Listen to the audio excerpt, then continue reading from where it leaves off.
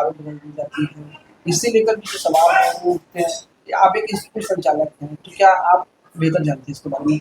क्या है इसके पीछे रीज़न? देखिए, हर साल किताब तो बदलता है और ये सरासर गलत है, नहीं होना चाहिए। लेकिन इसके पीछे स्कूल 10% ही ज़िम्मेवार है, 90% सरकारें ज़िम्मेवार है, किताब माफिया ज़िम्मेवार है। इसके पीछे का जो खेल है, वो हम आपको संक्षिप्त में बताते हैं और मेरे पास इसका समाधान भी है, जो आपके चैनल के माध्यम से हम हमारे डीएम सर हैं, चाहे राज्य सरकार है, उनको हम देना भी चाहेंगे। मेरे पास जो है, सबसे पहले होता क्या है कि एक किताब कंपनी जो है कि एक डिस्ट्रिक्ट में एक सत्र में एक तरह का किताब भेजती है और अगले साल जब बच्चा क्लास चेंज करता है, ठीक है, और वो चाहें कि हम दूसरे क्लास के बच्चों को अपना किताब दे दें और फिर दूसरे से एक्सचेंज करके दूसरा ले लें, तो ये पॉसिबल नहीं है क्योंकि हर क्लास में बच्चा का संख्या एक जैसा नहीं होता है। सरकारी स्कूल में होता था ऐसा? बिल्कुल होता है। तो ये पॉसिबल नहीं क्योंकि अगर किसी क्लास में बच्चा अधिक किसी में कम है तो वो दूसरा किताब मार्केट में मिलेगा ही नहीं, क्योंकि वो कंपनी जो पिछले साल किताब भेजी थी इस डिस्ट्रिक्ट में दोबारा भेजती ही नहीं, वो किताब मिलता ही नहीं।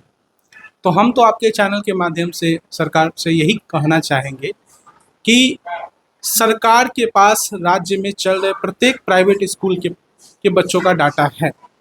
अगर वो 500 रुपया प्रति अभिभावक हर साल चार्ज करे और जनवरी में ही लिस्ट ले ले स्कूलों से कि कितना बच्चा है आपके स्कूल में, कौन कौन से क्लास में, और सेशन समाप्त होते ही हर स्कूल को उतना किताब उपलब्ध करा दे, तो ये जो प्राइवेट किताब है जो इतनी महंगी आती है वो पेरेंट्स को लेना ही नहीं पड़ेगा, आम आदमी खुश हो जाएगा। लेकिन सरकार तो खुद अपने सरकारी स्कूलों के बच्चों को बुक समय पर नहीं उपलब्ध करा पाते, कहाँ से प्राइवेट को पढ़ाएगी। तो मजबूरी होता है स्कूल संचालकों को कि चेंज करना पड़ता है किताब। अब हम लोग इसमें क्या कर सकते हैं बताइए? जैसे कि 1 साल के बाद बुक जो बची हुई होती है, अच्छी किताब होती है, लेकिन फिर भी वो रद्दी के भाव में चली जाती है। तो मजबूरी है ना, बताए तो कि जो स्कूल में पढ़े हुए थे, बच्चे ले जा रहे थे, बाद में कबाड़ में फेंके हुए थे। हाँ बिल्कुल बिल्कुल, तो सरकार चाहे तो हम जो सलाह दिए हैं उस पर अमल करे।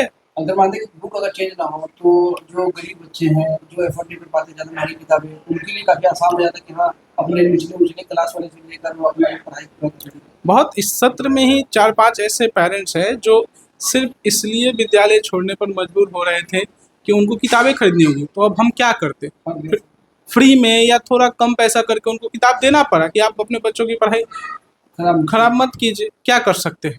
बहुत ऐसे तो कम से कम बच्चे होंगे गरीब परिवार के जिनके माता पिता नहीं है, जिसको हम फ्री में देते हैं किताब कॉपी। एक शिक्षक के सामने कभी वो नहीं चाहेंगे कि हाँ, कोई आदमी शिक्षा से वंचित रहे। बिल्कुल, हम ऐसा कभी नहीं चाहते। आप जाके उन पेरेंट्स का भी आप चाहें तो इंटरव्यू ले सकते हैं, हम तो नाम यहाँ पे नहीं बता सकते हैं।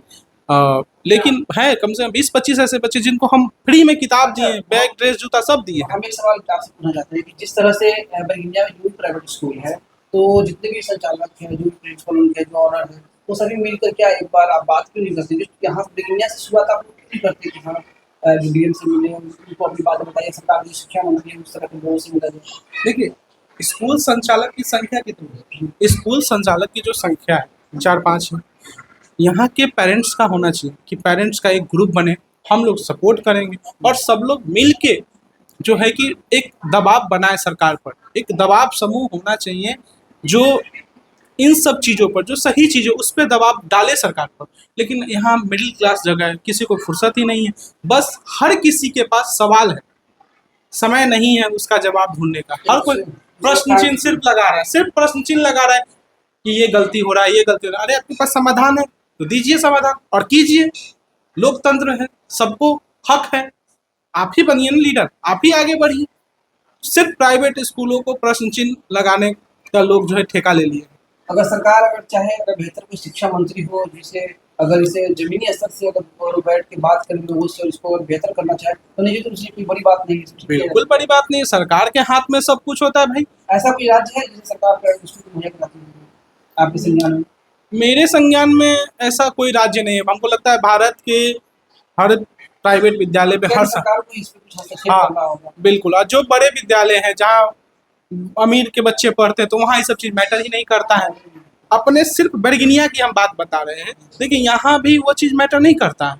यहाँ लोगों का मानसिकता अलग है, हो सकता है कितनों को बुरा लगेगा।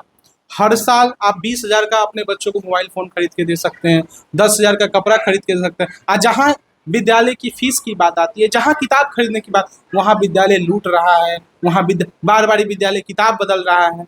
यहाँ के 90% पेरेंट्स जो है कि चाहते हैं कि दिल्ली वाला सुविधा बरगिनिया के विद्यालय में मिलना चाहिए, लेकिन फीस लगना चाहिए सरकारी स्कूल वाला 100, 200, 300 ये रुपया तो का। नहीं हो पाएगा।